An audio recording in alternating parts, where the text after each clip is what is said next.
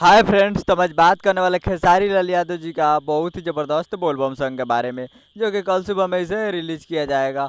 और उसी के बारे में हम आज बात करने वाले हैं, जिसे लिखे हैं मुन्ना मोहित जी और संगीत दिए आर्या शर्मा जी और गायक खेसारी लाल यादव जी और शिल्पी राज। तो ये कल सुबह में 21 जुलाई को रिलीज किया जा रहा है, जिसका गाना का नाम है चलो देवघर ए जान, जो कि आपको स्क्रीन के ऊपर दिखाई दे रहा है।